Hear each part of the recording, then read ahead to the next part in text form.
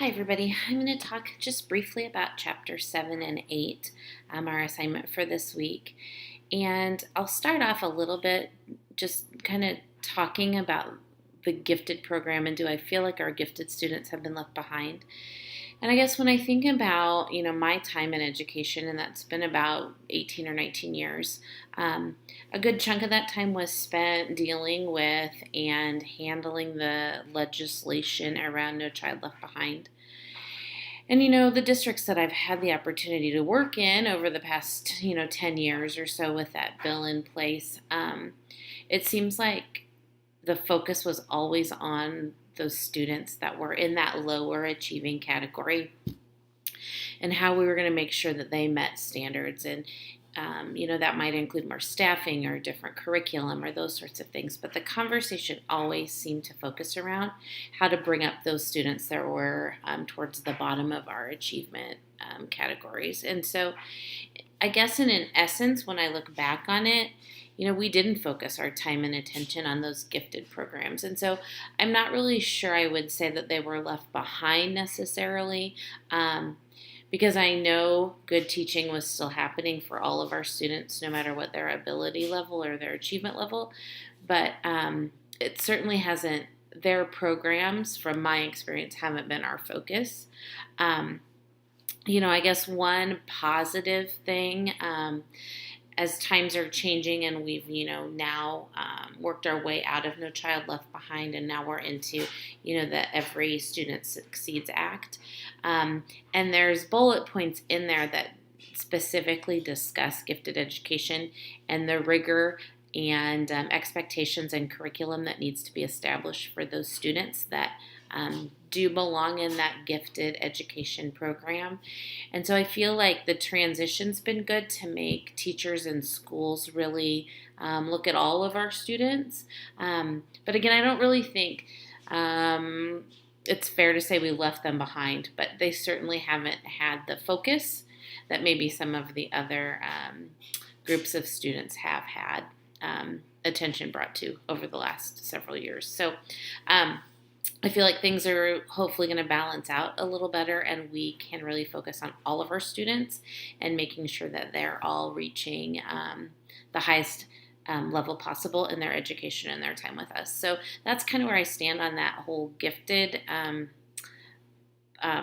question in our assignment.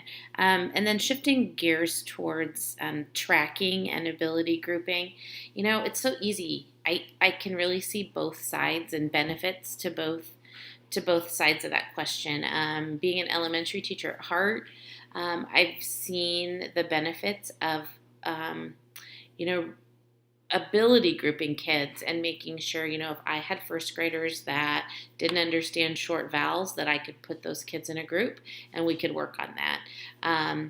Or if I had kids that were working way above my first grade standards in math, I could take that little group and do some other things with them. So in that essence, I feel like doing some ability grouping is beneficial for kids.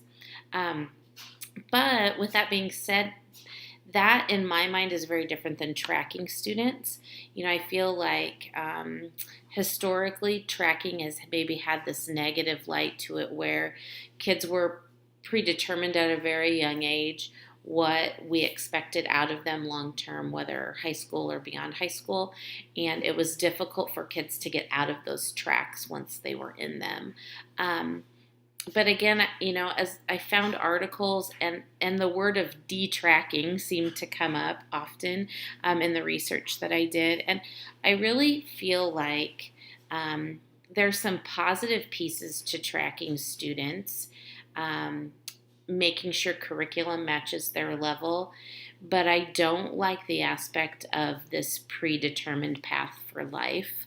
And I also as my experience and time in education continues on and things change and evolve, I understand the detracking word that they're using, meaning more of like those same sorts of tracks are established in schools,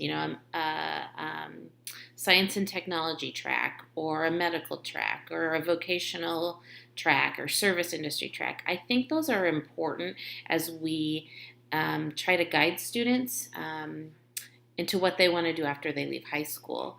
But I think a lot of it boils down to growth mindset and what students believe that they can achieve through hard work and perseverance. And so instead of determining at a young age, oh, well, their scores indicate that they should be in the science and technology track, but that's not their interest or their passion, then that conflict is what I have an issue with.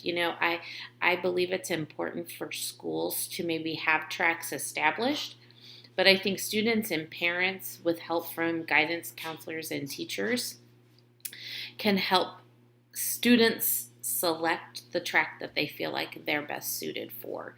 Now, will there maybe be test scores and prior knowledge that help in determining that? Absolutely. But really, I think it boils down to if this is the student's passion and they think they can do it and they're willing to put in the work, I would like to believe that any track, there's possibilities for students at any track. Now, the special ed part of me, my day-to-day job too, I have to help our high school students write transition goals on their IEP. And that transition goal can be, we kind of refer to it as a dream goal. And whatever it is you think you want to do when you leave our doors, we will try and help you achieve that. Well, that might mean they want to be an astronaut, but they have a verified disability that I know and their parents know that probably isn't going to happen. But I don't sit in that meeting and tell that student that. We try to lay that groundwork of, okay, well, if this is what you want to do, here's the track of classes you have to take.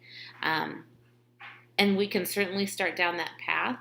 And usually allowing the student to come to their own conclusions helps with that process and helps them switch to a different track. So I guess what I'm saying is I agree with tracking in schools as long as it's more student-led and student-controlled with the guidance of adults in their life.